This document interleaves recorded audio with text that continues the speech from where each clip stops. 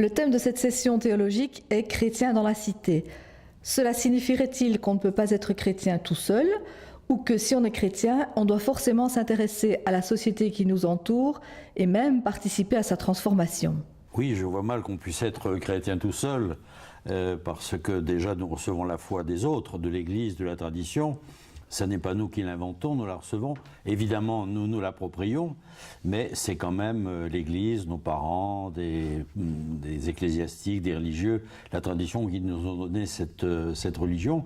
Et en plus, je dirais, il y a un élément absolument central dans la religion chrétienne, qui consiste à dire que si vous n'aimez pas votre prochain et que vous prétendez aimer Dieu, vous êtes un menteur. C'est ce que dit Saint Jean.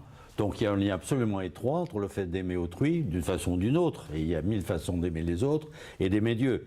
Donc je ne vois pas bien comment on pourrait dire, voilà, je m'enferme dans ma petite coquille, j'aime Dieu, je chante ses louanges, mais évidemment je ne m'intéresse pas du tout à ce qui se passe autour de moi. C'est évidemment excessif de dire ça, mais je crois que...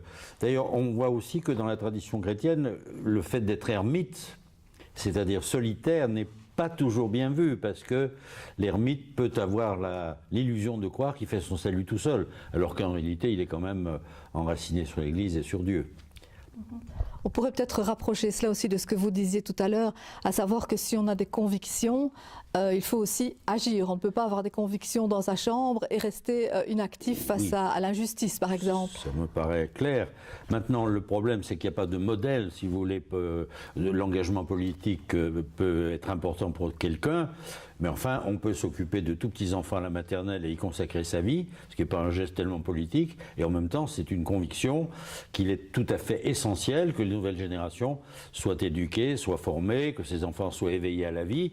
Donc c'est une autre forme d'engagement. Je veux dire, par conséquent, si vous voulez, le chrétien dans la cité, il a de multiples fonctions. Il peut être médecin, il peut être ingénieur, père ou mère de famille. Autant, chacun a sa vocation, mais cette vocation, c'est ce que Saint Paul appelle les charismes, elle est forcément différente d'un cas à l'autre. Et je crois qu'il est très difficile de comparer, de dire seul est vraiment chrétien celui qui.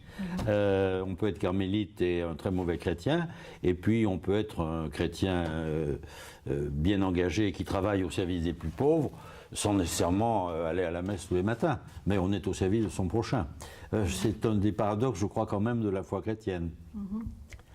Alors, vous évoquez la transcendance dans le sens d'ouverture sur plus grand que soi, et vous dites qu'aucune société vivante et démocratique ne peut se passer de cette référence à la transcendance. Pourriez-vous expliquer pour quelles raisons? Ah, c'est un problème difficile, mais je crois qu'on peut assez bien le comprendre, parce que les philosophes opposent ou distinguent entre la transcendance et l'immanence. L'immanence, ça veut dire qu'on est entièrement dans l'immédiat, dans le sensible, et qu'il n'y a rien au-delà de l'immédiateté.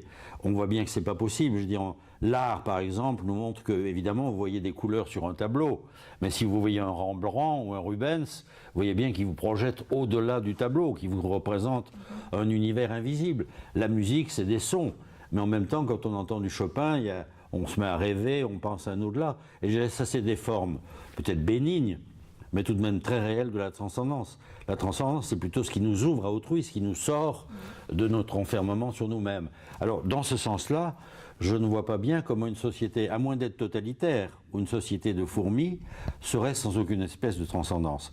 D'ailleurs, nos sociétés démocratiques sont des sociétés de la liberté. Or, la liberté, elle est nécessairement créatrice. On ne peut pas prévoir par avance ce que les scientifiques vont découvrir et ce qu'un génie musical ou pictural va faire. Et je crois que ça fait partie justement de la transcendance. C'est-à-dire qu'il y a une créativité possible et nécessaire dans la vie de toute société. Et par conséquent, je crois que personne, même s'il le nie théoriquement, ne peut se passer de transcendance. D'ailleurs, d'une certaine façon, l'amour dans un couple, ou l'amitié, c'est une forme de transcendance, parce que dans l'amitié, ou dans l'amour, on est bien obligé d'une certaine façon de se sacrifier soi-même, de s'ouvrir à l'autre, de l'écouter, d'être attentif à ses besoins. Et ça, c'est déjà une petite forme de transcendance. On s'oublie soi-même dans l'amour pour mieux s'ouvrir à l'autre. Et c'est une condition nécessaire de la relation autrui. Donc je ne vois pas comment les relations humaines pourraient se passer de transcendance, ce qui ne veut pas dire de religion au sens explicite du terme, mais d'ouverture à un infini, à un absolu qui nous dépasse et qui nous construit. C'est pas seulement quelque chose qui nous étonne, mais c'est quelque chose qui nous construit. vous parlez aussi de l'importance d'un appel à l'espérance. Vous écrivez notamment, si elles ne sont pas portées au-delà d'elles-mêmes par une espérance porteuse d'utopie, les démocraties s'affaissent sur elles-mêmes, contribuant ainsi au désintérêt des citoyens pour la chose publique, devenue gérante de l'immédiat. Pourriez-vous nous en dire un petit peu plus sur cette espérance? Oui. Ben, on peut commencer par le négatif, c'est-à-dire qu'on est quand même plutôt dans des sociétés qui désespèrent d'elles-mêmes. On parle de crise sans arrêt, de crise économique, de crise financière, de crise de l'Europe, de crise de toutes sortes, et ça conduit beaucoup de nos contemporains quand même à désespérer de l'avenir, dire est-ce qu'il y a un avenir possible si tout est en crise et si l'avenir est bouché? Moi, je crois que l'espérance, c'est pas d'être béat devant un avenir radieux, c'est pas d'attendre que demain tout le monde on rase gratis. L'espérance, c'est quand même de croire ici et maintenant que même si on est dans l'obscurité, dans la nuit, il y a quand même une petite lumière qui nous guide. Et je crois que ça, c'est absolument essentiel. L'espérance, c'est pas, vous venez de s'ouvrir à un monde absolument magnifique. Non, c'est de croire qu'il y a une issue. Au fond, le chrétien voit bien la croix, le calvaire, mais il ne s'en tient pas à la croix. Il sait ou il croit que derrière la croix, il y a le matin de Pâques. Donc il y a une lumière. La croix n'est pas évacuée, mais la croix est portée par la lumière, et elle ouvre à la lumière. Et je dirais l'espérance, c'est quand même ça. Dans la maladie, ou dans la séparation dans un couple, on peut dire qu'on est dans la catastrophe, que tout est perdu. Et en même temps, il me semble que l'espérance, c'est de dire non, tout n'est jamais totalement perdu. Il y a toujours une issue possible. Je crois que l'espérance a un lien avec la foi. On croit que quelque chose d'autre est possible. Et ça, c'est vrai pour les relations personnelles. Je crois que c'est vrai surtout au niveau politique. On peut dire notre vieille Europe, elle est fatiguée, elle est usée, elle est en mille morceaux. Et puis en même temps, on peut dire l'intuition des premiers fondateurs, les Schuman, les Adenauer, elle est peut-être pas morte. Au fond, l'idée que nous avons à ouvrir un ensemble de relations humaines entre nations qui soient des relations fécondes, de paix, de réconciliation, c'est peut-être pas une idée idiote. Évidemment, peut-être que la bureaucratie a pris le dessus et qu'il faut un peu décrasser Bruxelles. Bon, certainement. Mais derrière ces cancérisations, je crois que l'idée reste forte et qu'il faut la retrouver pour pouvoir bâtir autre chose et pouvoir... dans un monde qui est tellement déchiré par le terrorisme, la guerre et la violence, tout de même nous sommes dans une société de paix et d'entente en Europe quand même. Il ne faut pas l'oublier, peut-être que nous le négligeons. Enfin, nous pouvons aller d'Helsinki à Porto sans franchir de frontières. C'est le même pays, c'est les mêmes civilisations, c'est les mêmes mœurs. C'est quand même pas rien quand on regarde ce qui se passe à nos portes au Proche-Orient. Alors, le christianisme, s'il se pose comme instance critique et questionnante ou réveillante, pourrait-on dire, pour nos sociétés, rend un service à la démocratie. Mais il faut alors que la proposition chrétienne se soumette à la critique inhérente à la raison publique. Ça paraît logique, en tout cas. Bien sûr, oui. C'est-à-dire, moi, je ne crois pas du tout à la foi seule. La foi seule qui tombe d'en haut, ça, je ne crois pas du tout. La foi doit être raisonnable, il faut rendre compte de son espérance. Et donc, effectivement, à toute époque, les chrétiens sont mis devant des défis. Comment rendre compte de l'espérance dont nous parlions il y a un instant, en termes intelligibles et qui soient constructifs pour les hommes? Ça, c'est un travail permanent. On ne peut pas dire une fois pour toutes, il y a eu de grands penseurs jadis, il n'y a plus qu'à répéter ce qu'ils ont dit. Non, nous sommes devant des problèmes nouveaux, ceux de l'Europe, ceux de la communauté internationale, ceux de la violence. Comment est-ce qu'on va répondre à ça? Bon, nous croyons savoir que les hommes sont faits quand même pour s'entendre, et pour la paix, plutôt pour la guerre. Bon, ceci posé, par quoi ça passe? C'est à nous de réfléchir, comme citoyens, comme chrétiens ou non chrétiens, par quel chemin trouver des voies de salut et de paix, de réconciliation entre nous.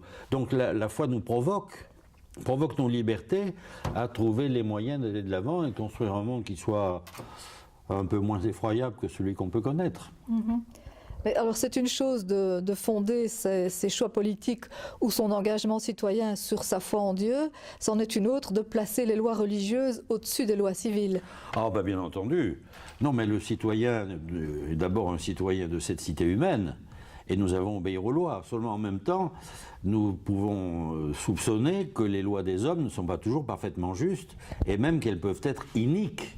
Donc à la fois nous devons obéir aux lois quand elles sont justes, mais les Écritures nous montrent bien aussi que nous devons avoir un sens critique vis-à-vis des lois et que quelquefois l'obéissance s'impose. Si on demande à un militaire un policier de torturer, ou de bombarder un village civil, il ne doit pas répondre aux ordres. Alors, il en paye le prix, évidemment, ça n'est pas simple, mais l'obéissance n'est pas inconditionnelle. Au fond, c'est la fameuse formule d'Antigone, hein, ou de Saint-Pierre, mieux vaut obéir à Dieu qu'aux hommes. Alors, il faut obéir aux hommes, mais il est possible que les hommes nous induisent à poser des actes iniques, donc pécamineux, nous conduisent au péché, et dans ce cas-là, le chrétien, évidemment, ça n'est pas facile à réaliser, doit dire non, bien sûr. C'est-à-dire qu'il y a quelque chose au-dessus de la cité. Nous retrouvons le problème de la transcendance. La cité n'est pas une fourmilière qui m'enserre totalement. J'obéis au droit de la cité, mais je ne suis pas qu'un citoyen de la cité. J'ai à obéir à plus grand que la cité. Et si la cité me demande d'être infidèle à ce plus grand, ben, je serai obligé de dire, écoutez, merci beaucoup, mais je ne suis pas. Mais est-ce que cela ne pourrait pas conduire aussi à certaines dérives, comme le terrorisme, par exemple ? Bien sûr, oui, c'est pour ça que ça doit être extrêmement cadré. Seulement, l'objection de conscience ne consiste pas à tuer les autres pour se sauver. Vous comprenez? Alors que le terrorisme est totalement inique, en ce sens qu'il fait croire qu'une religion peut vous obtenir le paradis en tuant les autres et en vous tuant lui-même. Alors ça, c'est tout à fait contraire quand même à la perspective chrétienne de la désobéissance civile. Alors vous ajoutez que lorsque vous évoquez la transcendance, qu'elle n'a pas à devenir religion officielle et même qu'elle répugne à l'officialisation publique, car elle s'ouvre dans les cœurs et dans les esprits avant tout. On pourrait penser pourtant que tout serait plus facile si tout le monde était convaincu du bien fondé de la même religion. Oui, ça s'est produit dans le passé. Nos pays occidentaux étaient largement chrétiens et de ce point de vue-là, l'Église faisait partie des meubles, si je puis dire. Il n'y avait pas de problème, tellement de problèmes. Seulement aujourd'hui, ça n'est plus le cas. Nous sommes dans des sociétés pluralistes et donc cette situation qui a connu ses heures de gloire, il ne faut pas simplement la regarder de haut et avec mépris, n'est plus la nôtre. Donc la religion doit trouver à se situer autrement dans la société, non pas à faire partie nécessairement des meubles, mais être inspiratrice des libertés, parce que nos libertés, elles ont besoin, comme pour un enfant, d'être encouragées. Et nous voyons bien aujourd'hui que le désespoir, le découragement sont grands. Donc par rapport aux problèmes que nous connaissons, terrorisme, crise financière, le problème, et me semble-t-il, le rôle des églises, c'est de dire allons de l'avant. Lève-toi et marche, c'est quand même la formule essentielle de l'évangile. Lève-toi. Mais encore faut-il que tu aies la force de te lever, mais ma parole peut t'arracher à ton désespoir. Et il me semble que ce que fait le pape François, c'est quand même un petit peu ça, de nous dire, vous ne laissez pas abandonner, il y a des possibilités d'aller de l'avant, le problème des migrants est très difficile, mais ne fermez pas non plus vos portes. Essayez de voir comment vous pouvez aider ces gens-là qui sont dans une situation épouvantable à quand même continuer à vivre, si possible, humainement. Alors nous allons fêter le 70e anniversaire de la Déclaration universelle des droits de l'homme. Comment l'aborder de manière pertinente à l'école catholique plus particulièrement? Une piste pourrait-elle être d'envisager cette déclaration comme une forme moderne de la transcendance? Moi je pense, oui, vous avez raison. Je crois que c'est une forme moderne de la transcendance. Alors évidemment, on peut faire beaucoup de caricatures autour des droits de l'homme. On peut s'en moquer, on peut parler de droit de l'hommisme, on peut dire que ça ouvre la porte à l'individualisme. C'est pour ça qu'il faut enseigner les droits de l'homme dans les écoles, mais l'enseigner correctement. Son histoire, aussi les ambiguïtés, et montrer la force de cette idée. C'est les droits de l'homme et du citoyen. Donc ça suppose une relation personnelle. Quand on dit droit à la santé, encore faut-il qu'il y ait des infirmières et des médecins en face de vous qui puissent vous sauver si vous êtes malade. Vous comprenez? Donc c'est pas seulement un droit personnel, c'est un droit qui suppose quelque part quelqu'un qui réponde à votre santé. Le droit à l'éducation, si les professeurs et les écoles sont en dessous de tout, les enfants ne rentreront pas dans leur droit à l'éducation. Donc les droits de l'homme supposent une relation à autrui et non pas l'individualisme comme on le dit souvent. Et en même temps, c'est pour ça je crois que c'est un peu une trace de la transcendance, les droits de l'homme restent indéterminés. Qu'est-ce que c'est que d'élever correctement un enfant aujourd'hui? Qu'est-ce que c'est que de soigner un malade d'Alzheimer? Bon, qu'est-ce que c'est que de lutter contre le terrorisme? Il faut tous les tuer, il faut... Voilà, donc l'idée que ces gens-là, même s'ils sont des criminels, sont à respecter, ou même si ce vieillard ne dit rien, est complètement englouti dans sa torpeur, il doit être respecté, ça passe par quoi? Bon, il y a une dignité de cette personne que je dois essayer d'honorer. Et là encore, je n'ai pas de réponse toute faite. C'est comme une transcendance qui me porte à réfléchir, à aller de l'avant, à discuter avec les autres, bien entendu, pour trouver éventuellement des solutions progressivement à ces problèmes. Donc je crois que la référence aux droits de l'homme est vraiment, vraiment essentielle à l'intérieur de l'éducation. Mais justement, il ne faut pas prendre les droits de l'homme comme quelque chose de tout fait, de bien compris. C'est une référence qui doit être éduquée, étudiée, comprise. Ça relève de toute une culture morale et intellectuelle, philosophique, théologique. Il faut que ça soit vivant, quoi. Il faut que ce soit vivant et juste. Et on peut en effet trahir les droits de l'homme. Ça, c'est certain. L'enseignement catholique a fait le choix de ne pas dissocier éducation citoyenne et cours de religion. Qu'est-ce que vous en pensez ? Ben, je ne connais pas bien les problèmes belges, mais je crois qu'en effet, ça dépend comment on entend les choses. Parce qu'on pourrait tomber dans l'histoire d'une religion civile, où la cité se prend elle-même pour la religion, ce qu'on disait tout à l'heure pour l'obéissance à la loi.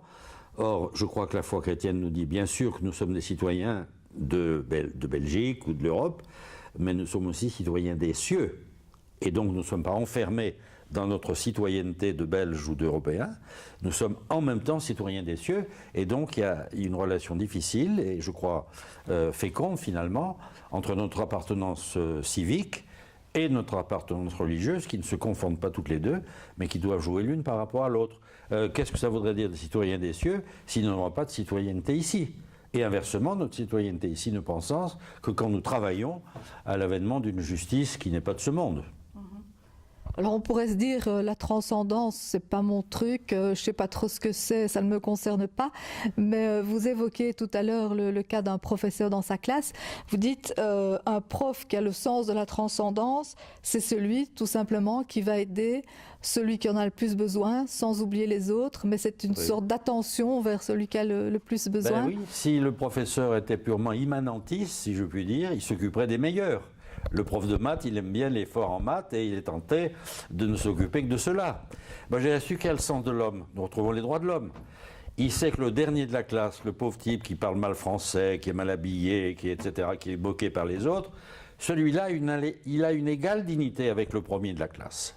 Alors, il faut aider le premier de la classe, assurément, mais le bon prof qui a le sens de l'ouverture à l'homme, il va aussi faire tous les efforts possibles pour aider le gamin qui est au fond de la classe qui ne dit rien.